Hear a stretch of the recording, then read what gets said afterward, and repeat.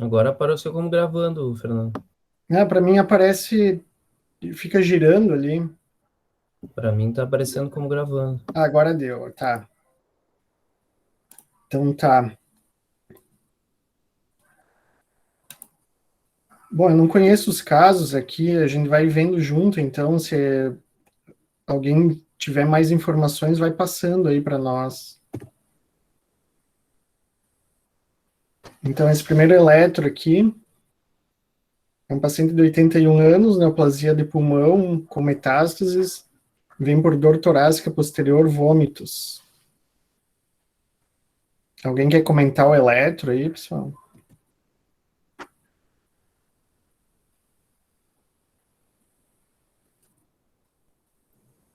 Deixa eu ver quem está aqui na.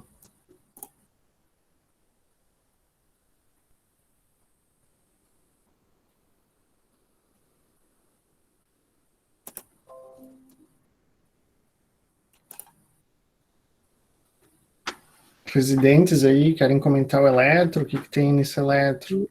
Eu posso falar, ô Solimão, mas eu conheço o caso, foi eu que passei para o Gasone, mas se quiser eu comento.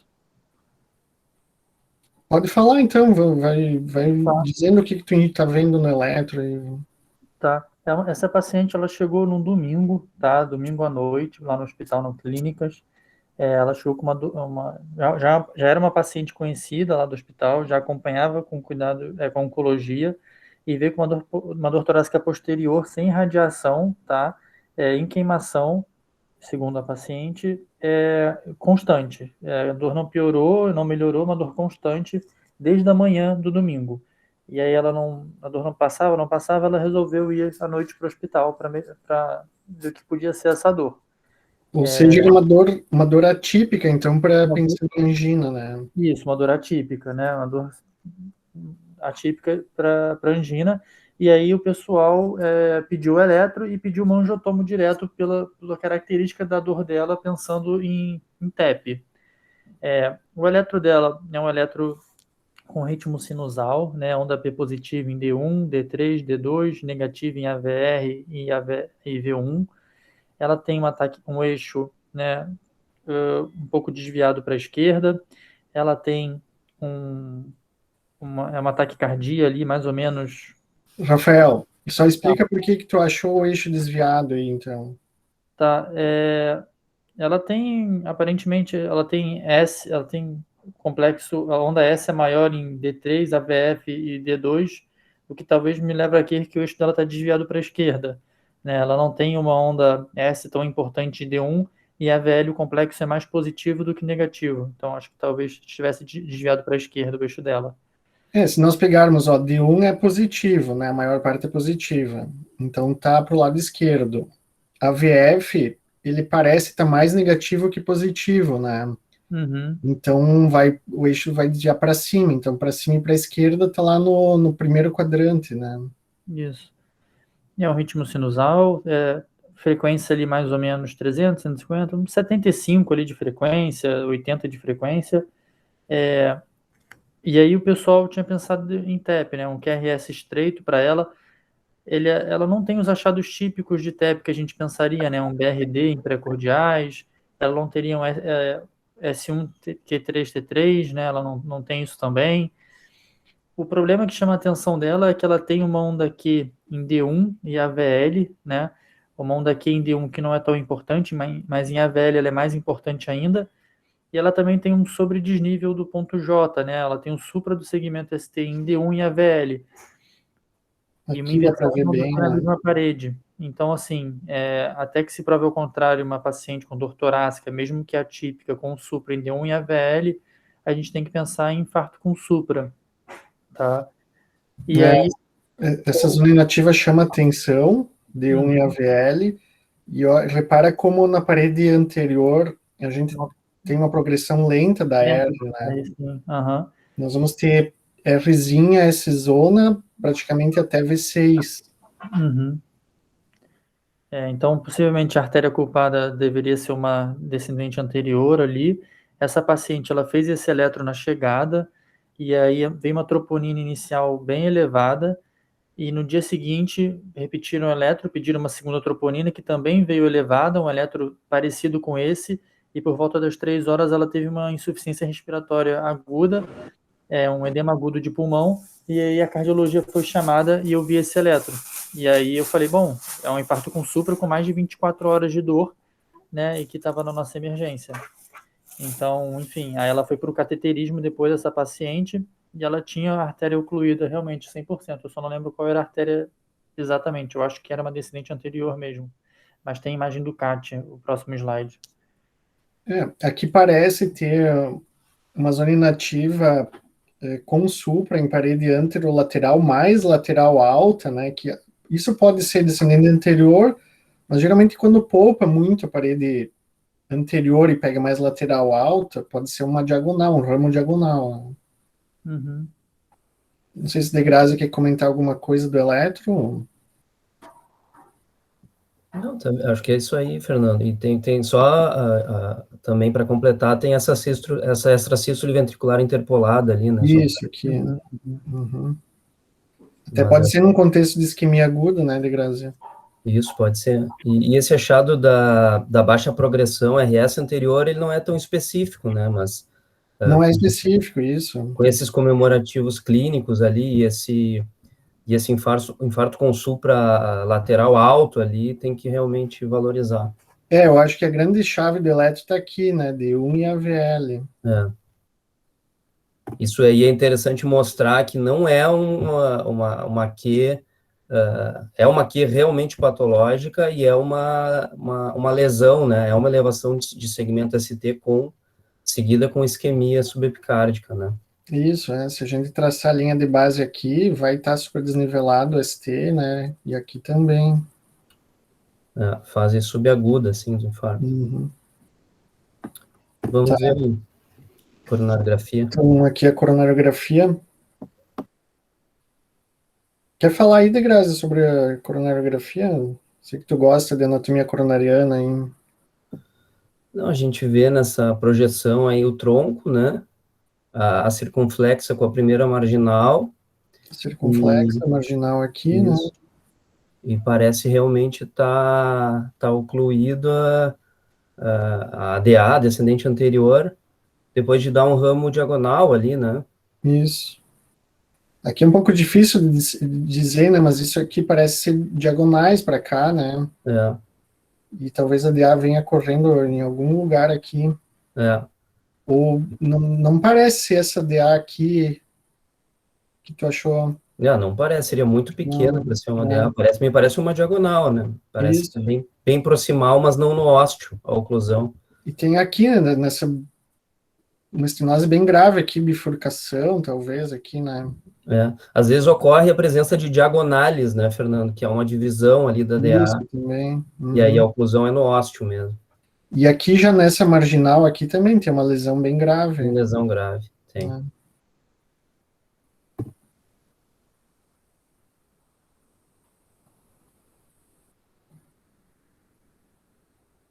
E aqui tá um pouco difícil de dizer, mas parece ter.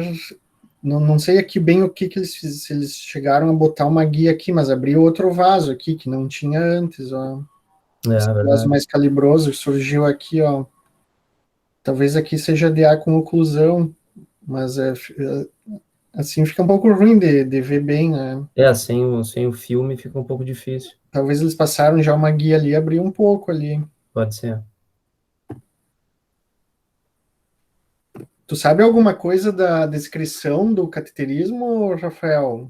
Se eu não me engano, essa paciente era uma paciente já paliativa, então eles resolveram não ser muito invasivos, mas eles colocaram um stent em tronco, e aí no tronco abriu essa outra artéria que não era visível antes, só que ainda continuou uma obstrução em DA. Eu acho E que aí, o laudo tá no próximo slide.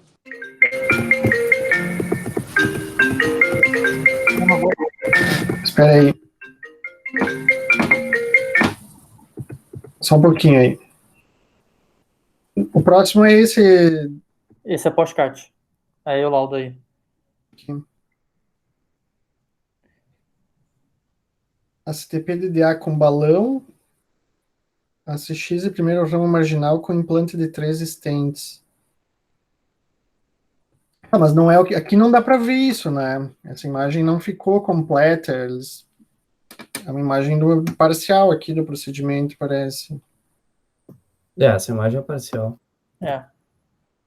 Tá. Mas a Então, DA estava ocluída, né? O certo é que a DA estava ocluída isso, e isso. reperfundiu-se a DA ostial, né? E aqui, então, o eletro após o CAT. Após CAT, primeira troponina de 48 mil. E aí, Rafael? Bom, é um eletro que ainda tem, né, alguns estigmas que não reperfundiu totalmente, ele ainda tem um supra até maior em D1 e AVL, continua um ritmo sinusal, né, ela está menos taquicárdica nesse sentido, mas teve uma inversão agora da onda T em toda a parede, todas as pré-cordiais, né, inverteram a onda T. E continua com uma progressão péssima da onda R, né? A onda R basicamente não progride nas pré-cordiais. E além disso, tem um infra de ST associado em parede inferior também, e V1, o que faz pensar também numa alteração como se fosse espelho de AVL, né?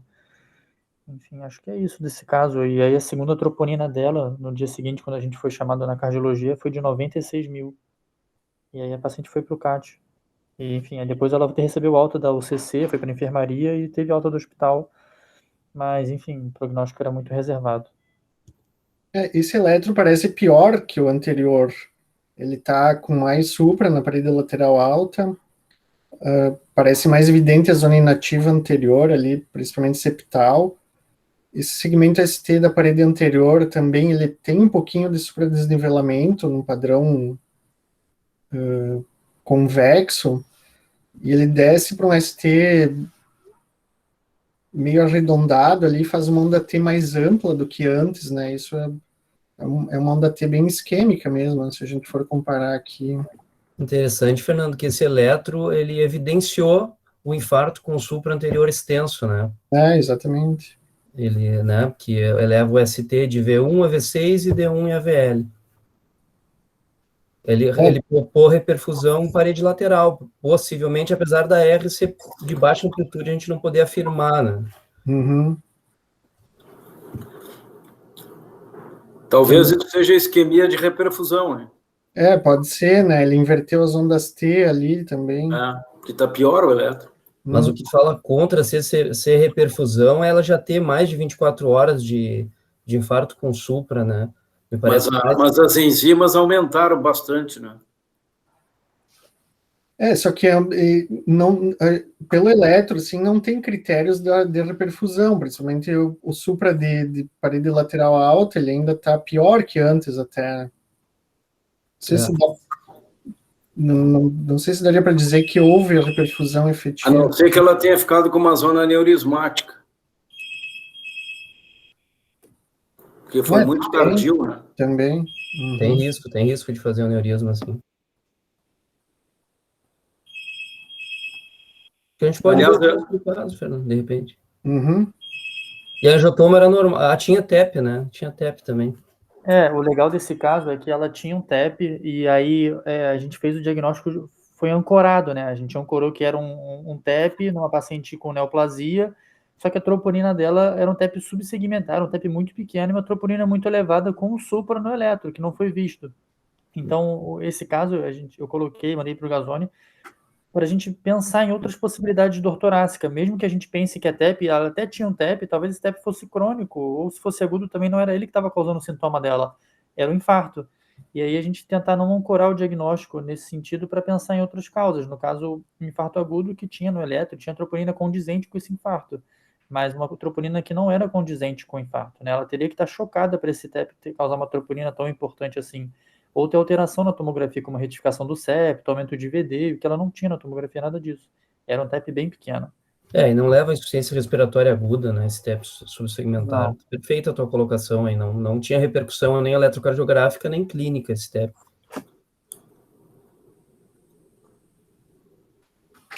Tá, vamos indo então. Segundo caso. Paciente de 70 anos, com dor torácica 6 horas, em queimação, com irradiação para a região cervical. Aqui já parece talvez uma mangina mais típica que o outro caso, né? Primeira troponina sem alteração. E aí o eletro... Eu conheço casos também, Soliman, se quiser, eu comento o eletro também. Vamos ver se ninguém tá afim de falar, daí tu vai tocando aí, não sei quem poderia comentar também o eletro, mas para a gente discutir os achados do eletro.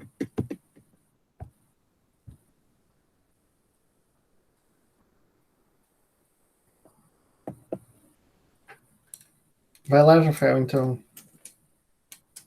Bom, esse é um paciente, é um senhor de idade que ele veio transferido, eu não lembro agora qual era a cidade, mas eu acho que era uma cidade litorânea, acho que era Osório, alguma coisa assim, alguma coisa lá para a praia, eu não lembro agora muito bem, mas é um senhor que veio com o eletro do local de origem, esse é o eletro dele na chegada do Clínicas, ele veio com um protocolo de M com Supra, e aí quando chegou nesse eletro, a gente olhou lá no box, né, e ficou um pouco na dúvida se era ou não um eletro com Supra.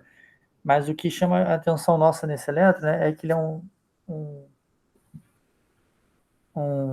Daniel mandou uma mensagem ali agora de comentários, mas acho que isso deixa a gente para a próxima, não sei. Eu vou continuar comentando. Enfim, é um eletro que ele chegou aparentemente com ritmo sinusal, um eixo também aparentemente um pouco desviado para a esquerda, né, porque ele é negativo em D3, negativo em AVF, mas D2 dele é positivo, então talvez ele esteja no limite ali da normalidade. E ele parecia um ritmo sinusal, apesar de às vezes parecer que não tem onda P, né, em D2, mas ele tem onda P em V1 e tudo, em D1 também. Acho que tem, né? Tem. Mas é bem pequenininha. Ele tem uma bradicardia importante no eletro, um QRS estreito, tá? E o que chamou a nossa atenção, na verdade, né, são as alterações dele, principalmente em pré-cordiais, né? Ele tem uma onda T bastante importante em V2, né? A onda T é maior que o complexo QRS, e ele tem, junto a isso, uma alteração em D3 e AVF. Ele tem o infra do ST em D3, o infra do ST discreto em AVF, com uma inversão da onda T também nessas mesmas paredes e também em D2. E a VL, se você olhar assim, der um zoom, né, com muito carinho, talvez ele tenha um supra em AVL, e a alteração recíproca seria em D3.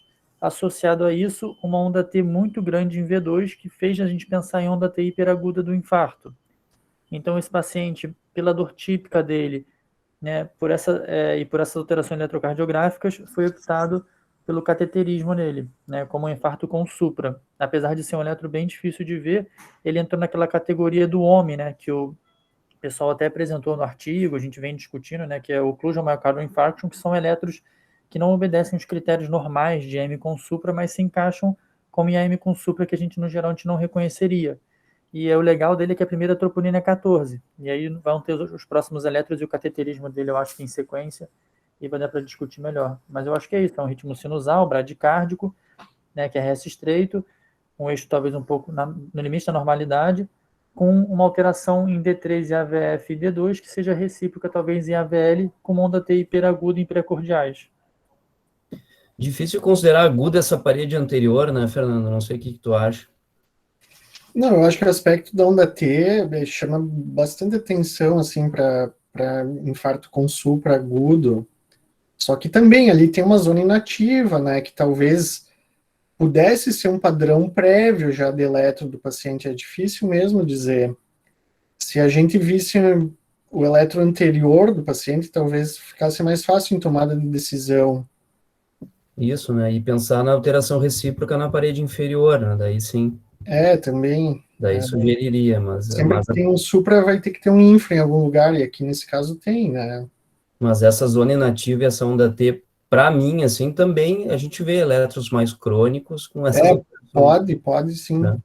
Infartos grandes de parede anterior, principalmente, às vezes fica áreas de acinesia ou até aneurisma, pode ser esse padrão de eletro, né? O que tu acha, Nazi? Eu acho que sim. A sensação é de que ele tem uma zona inativa prévia ali, né? Pode ser antigo. Agora, ele tem dor torácica, né? Em queimação tem dor típica. Então, acho que ele é um paciente que vai para a estratégia invasiva, não há dúvida. E ele está muito bradicárdico, né? Tá bem bradicárdico. Eu acho que ele não tinha história prévia de cardiopatia. Hipertenso prévio, professor. Hipertenso, tá. Vocês não tinham nenhum eletro prévio dele, Rafael, para ter uma ideia, assim? A gente tinha o eletro prévio era bem claro. Era normal? Não, ele era alterado. Ele tinha supra em D1 e AVL. Só que eu não coloquei porque foi perdido o eletro dele. Eu fico pensando num paciente que chega com esse eletro, sem ter um eletro anterior, e está com dor, se a gente manda para cateterismo imediato, né, como infarto com supra, ou espera para definir um pouco melhor. O que vocês acham, Nazi e Degrazi? O que eu tenho visto, assim, às vezes a gente tem sido muito parcimonioso na intervenção mais invasiva, né? A paciente anterior, por exemplo, demorou 24, 48 horas para fazer o cateterismo. Isso pode ser crucial na função ventricular, né? Sim. Então, assim, um homem de 70 anos com dor típica, com este eletro, já denunciando aqui zona inativa septal, até a prova em contrário, não precisa nem repetir a troponina, a gente está diante de uma síndrome isquêmica aguda. Agora, não sei se ele estava hipertenso na hora que ele chegou, se ele tinha algum outro sinal de baixo débito, não sei, mas o meu limiar seria baixo num homem de 70 anos com esse eletro. Para indicar o cateterismo. Eu acho que tendo o eletro prévio, que mostrou alteração na parede anterior, a gente tem que pensar em equivalente a infarto com supra.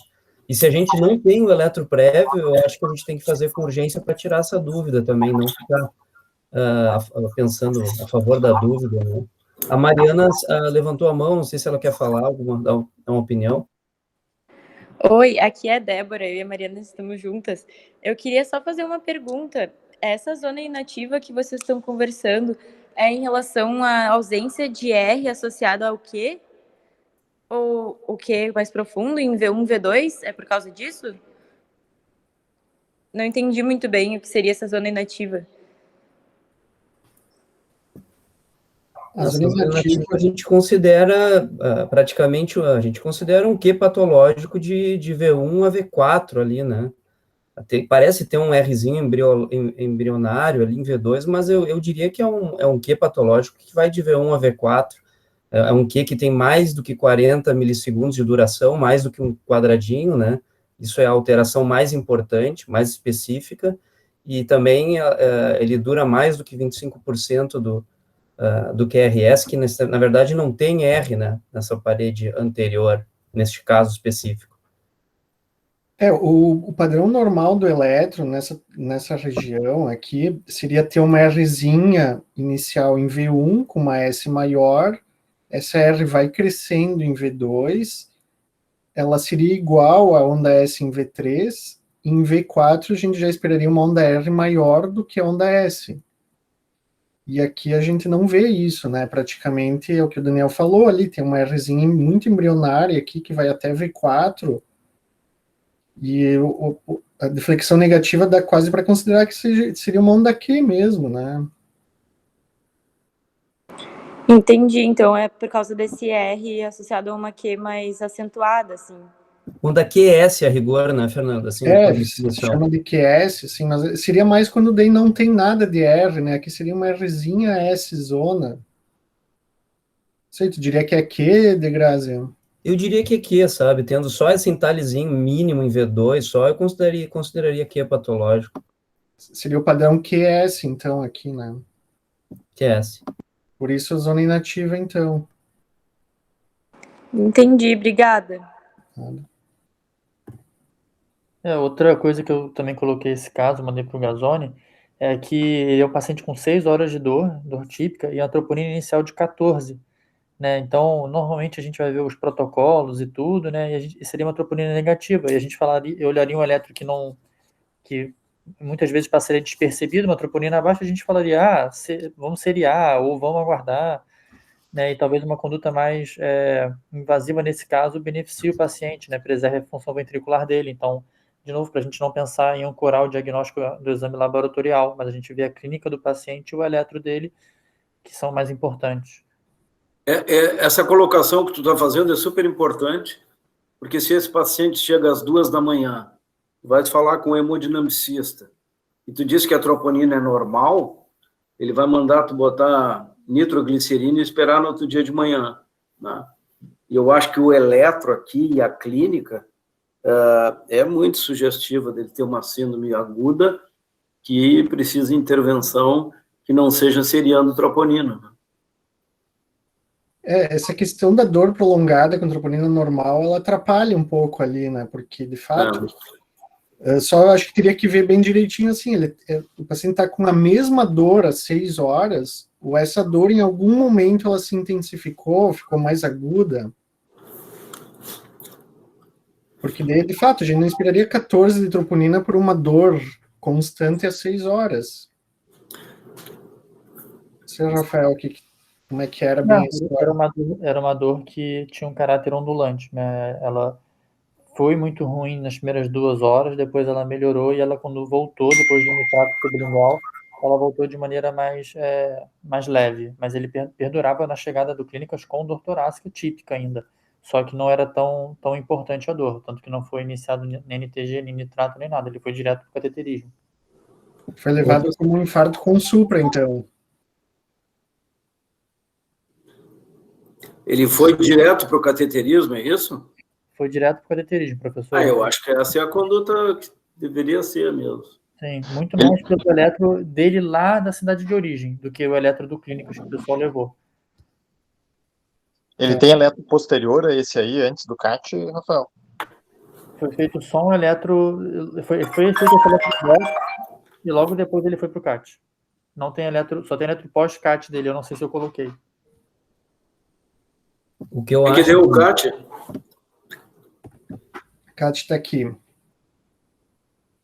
O que eu acho também, só antes do CAT ali, que o Rafael falou, que a gente tem que valorizar cada vez mais e estudar mais, assim, que se tem publicado cada vez mais, especialmente pelo Smith, né, são esses equivalentes a infarto com supra, né, que não fecham critério para infarto com supra clássico, né, e que tem que ser tratado com reperfusão primária, né. Então, isso eu acho que talvez vá se tornar mais importante até, não digo mais, mas tão importante quanto a clínica, né? Tão importante quanto a clínica.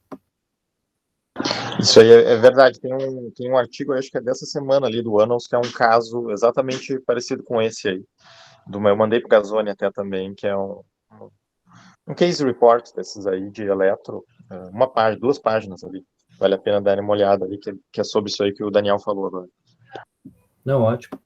Eu acho que esse conceito de infarto com supra, ele logo vai mudar para infarto com oclusão, né? E aí vai ter vários padrões de eletro, que não só o supra-DST clássico. Minha impressão é essa. Lembrando que esses artigos que vocês me mandam, o Daniel mandou, eu estou guardando tudo, né? Volta e meia a gente vai direcionando para os residentes aí a apresentarem, né? Ou em forma de junção de casos, ou eventualmente como algum artigo maior, né? O próximo mês vai ser sobre infarto com marca-passo, que é um artigo recente também. E daí depois a gente vai colocar esse assunto do Daniel também, que é um assunto bem importante, né? E uma coisa que eu acho que é fundamental é perder o medo de fazer o cateterismo também, né? Porque quando a gente tem dúvida, o CAT é um exame diagnóstico com uma taxa de complicações baixa e que a gente não pode se privar de fazer se a gente está achando que pode ser, né? O pior é tu não fazer o diagnóstico. Então, eu acho que esse contexto aí agora está se falando muito em infarto oclusivo, com oclusão, e não tanto com supra, porque o infarto com supra, ele pode ser oclusivo, né? Que ele tradicionalmente é oclusivo, mas tem outras formas de infarto que não tem ST e são oclusivos, né? E talvez eles sejam responsáveis por 30% dos infartos, e a gente não pode perder 30% dos casos, né? Fazendo diagnóstico tardio. Uhum. Perfeito. Aqui o cateterismo. A gente vê aqui o tronco da coronária esquerda, aqui tem um stent aqui, né? Isso aqui, acho que era um stent prévio colocado que tá ocluído aqui logo no início. Então aqui tem uma coronária ocluída que deve ser a descendente anterior.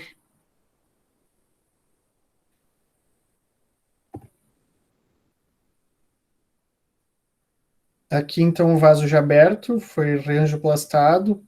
Descendente anterior, aqui a gente vê as septais, né? Fácil de identificar a DA quando a gente vê as septais descendo com ângulo de 90 graus da DA. Tem uns raminhos diagonais aqui sem muita significância.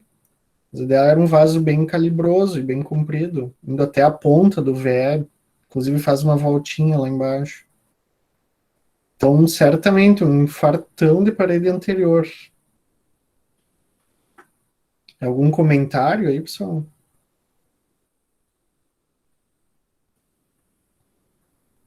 Eu só queria saber, a segunda enzima dele subiu? Professor, subiu, eu só não lembro o valor, não lembro se eu coloquei na apresentação, mas subiu assim, astronomicamente. Acho que foi bem alta. Eu acho que ele chegou praticamente, ele devia vir claudicando esse vaso e fechou na hora que chegou. Mas, hein, Rafael, eu acho que esse paciente já tinha um infarto de parede anterior, será que não? Ó, aqui dá para ver que tem um stent aqui, ó, a borda dele. Aqui, ó. Eu não lembro se foi ele que teve dissecção de coronária. Teve um paciente que colocaram stent, aí teve dissecção, tiveram que recolocar stent por dentro. Eu não lembro se foi ele. Não lembro Talvez mesmo. aquela zona inativa anterior poderia ser de mais horas, de mais tempo atrás. Pode ser do passado dele, eu não lembro mesmo. Eu concordo, Fernando. Eu acho que sim. Eu acho que até aquela T hiperaguda, que não é tão simétrica, pode ser por causa disso. E talvez era um infarto hiperagudo mesmo, né? Aquelas 6 horas podia estar claudicando e ele infartou mais precoce. O infarto, ele chegou hiperagudo, realmente, né? E tinha uma zona nativa anterior prévia, já tinha alterações primárias da repolarização, que dificulta toda essa análise da onda T também. Isso, mais provável. Por isso que a troponina na chegada era 14. Exatamente. Se a gente fosse pensar de um infarto já com zona inativa, a gente não esperaria ter.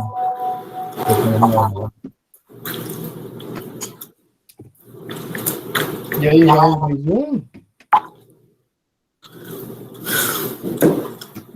Mais um, então, último caso. Isso, acho que dá para ir mais um.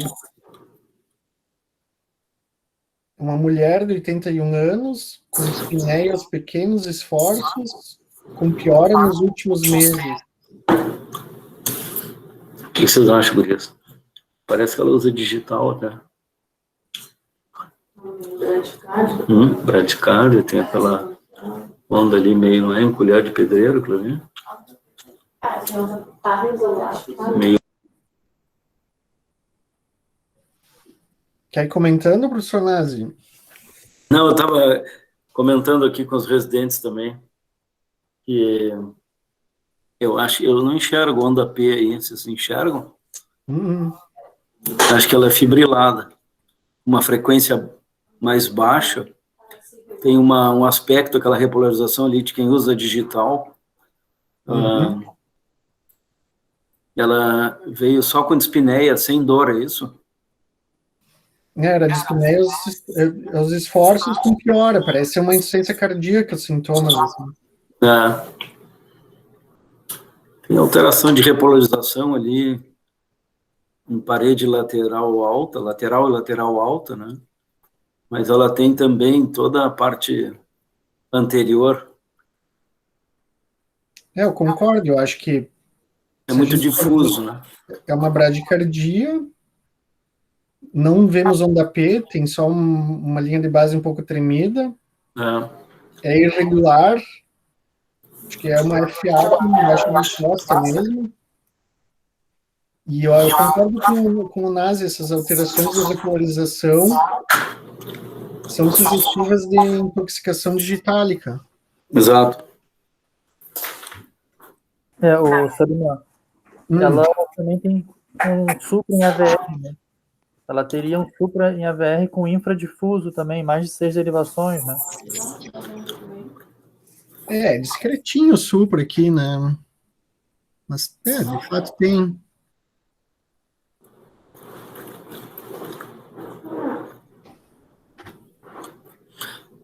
Baixa amplitude, né, Fernando? Baixa amplitude nas pré-cordiais, que é mais específico. E às vezes, esse infra pequeno, ele também está associado aos sinais de impregnação e, caso com o FA com baixa resposta, falando-se mais em intoxicação mesmo, digetálica, né? O padrão do infra-DST não parece tão isquêmico.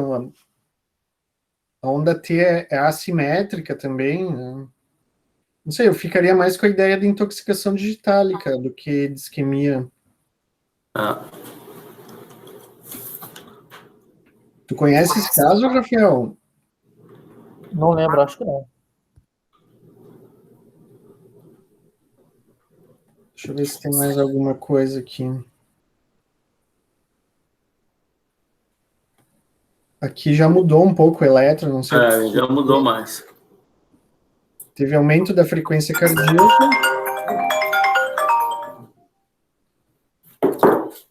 Ainda não é sinusal, né? Não tem onda P. E as alterações da repolarização estão mais proeminentes ali.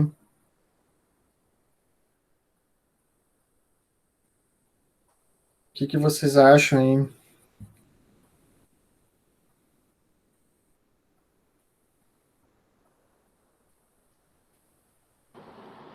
Eu sou Lima, a princípio, eu até não posso dar uma olhada muito, que eu estou dirigindo aqui no Viva Voz, mas esse paciente era uma senhora com insuficiência cardíaca, chegou com uma piora clínica, né, e já com uma história de fibrilação atrial prévia.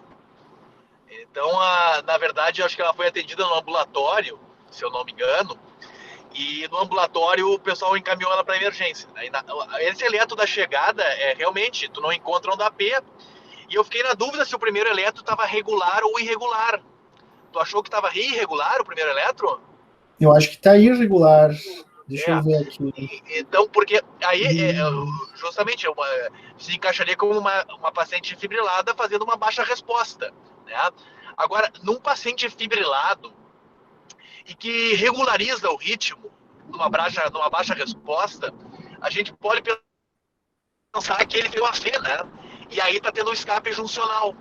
Então, uma FA com bloqueio, né, uma fibrilação atrial com bloqueio AV, é quando uma fibrilação atrial ela fica com ritmo regular com a frequência de um escape juncional ou mais baixo, né?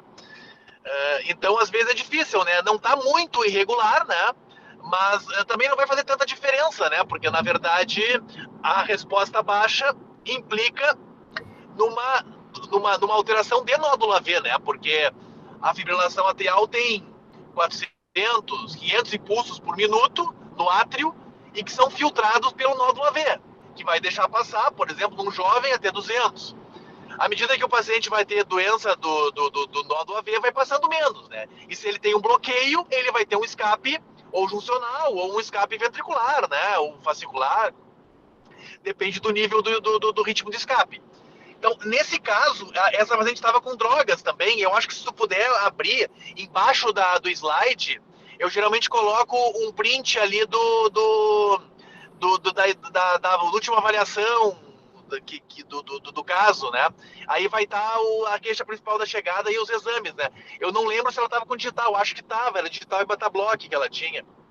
Sabe, ali embaixo do slide tem aqui fibrilação atrial, hipertensão pulmonar, estenose aórtica moderada, obesidade. Aí tem, deixa eu ver aqui. Fração de ejeção preservada. Ela usava digoxina, meio comprimido, e mais beta-bloqueador, sem Dicelozoc, 2 vezes ao dia. Então, provavelmente está aí a causa, né, da piora da resposta, né? Ela devia tá piorado pela combinação das drogas aí, né? Certamente tem efeito digital nesse eletro e provavelmente a frequência também influenciada pelo beta-block, né? Aí foi suspenso as drogas e aquele outro eletro ali já é uma FA com uma resposta um pouco maior, né? Não tão irregular, mas dá para ver que está fibrilado. e ainda mantém os achados de impregnação, né? Digital ali, não mantém, Fernando? Sim, isso, estão até mais proeminentes. Sim. Então tá sempre revisando aí, né? Os casos estão todo dia aí na emergência. Aqui dá para ver melhor nesse segundo eletro, que é irregular e a frequência cardíaca já mais elevada. Isso. Uhum.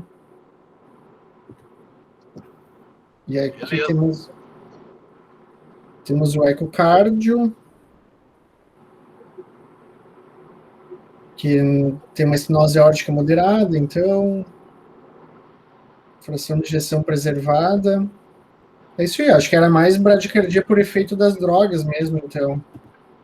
É. E a clínica era de insuficiência cardíaca descompensada, né, Fernando? Isso.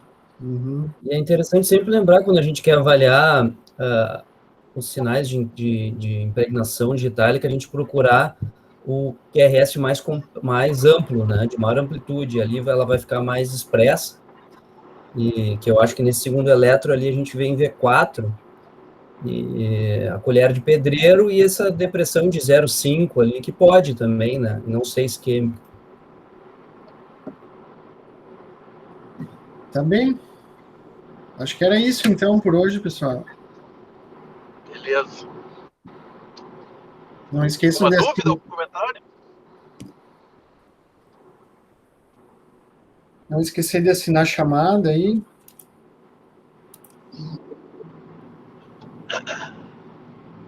Então tá. Quer finalizar a aula aí, Perfeito. Nazi? Algum comentário sobre esses pacientes muito comumente chegam na emergência, às vezes intoxicados, vozinhos, né? Eu queria cumprimentar pela seleção dos eletros. Eu acho que como a síndrome coronariana aguda, essa apresentação eletrocardiográfica, ela nem sempre é tanto assim o tudo ou nada, né? Ou é com supra ou é sem supra. Se não tem supra, tu vai para enzimas. A gente está vendo aqui o contrário, né? Infarto, oclusão aguda de DA com enzimas normais. Então, eu acho que essa é a grande mensagem da aula de hoje para mim, que todo mundo tem que ficar muito atento à síndrome clínica, não se apegar tanto à enzima ou até mesmo ao eletro, mas me parece que essa combinação das questões sutis da síndrome coronariana aguda e que a gente coloque sempre, até o próprio Gazzoni já frisou, a gente não tem que ter medo de indicar o cateterismo precoce, tem que chamar o hemodinamicista, mandar o eletro para ele, transmitir a sensação de ter colhido a história num paciente com dor intensa. Então, eu acho que às vezes a gente pode até perder um pouco de tempo com esse receio de que o cardiologista ou o hemodinamicista de plantão vai criticar no outro dia porque fez a angioplastia, né? Eu gosto sempre de fazer uma correlação com a laparotomia. Laparotomia branca, às vezes, ela é terapêutica, né? Por quê? Porque fez um diagnóstico que não era cirúrgico. Então, ela é interessante, mesmo um CAT normal, afastar uma síndrome clínica e tu te endereçar para uma miocardite, por exemplo, uma síndrome coronariana epicárdica. Eu mandei um caso de ontem para o Gazzoni, que também é bem interessante, para a gente comentar na próxima aula. Mas eu gostei muito da seleção dos eletros, parabéns. E assim, na verdade, esses eletros são o nosso dia a dia aí, né, Nazi? Exatamente. Então, eu até reforço que o Rafael também já tem feito isso, para ele estimular as outras pessoas, de já irem juntando esses eletros, e às vezes já conseguir botar na forma de lâmina, para a gente já mandar, já compartilhar, e a gente já conseguir ir colocando. Então, eu tenho feito, eu tenho colocado o que me mandam já numa apresentação, e aí a gente vai apresentando, vai colocando. Hoje que eu não pude iniciar a aula, eu mandei para o Fernando e para o Daniel, eles já apresentaram, porque tem muito caso interessante aí na emergência. Ontem mesmo estava de plantão, acabei não tendo tempo de pegar tudo ali, mas tá tendo muitos casos legais que a gente está vendo também, e que suscitam muita discussão.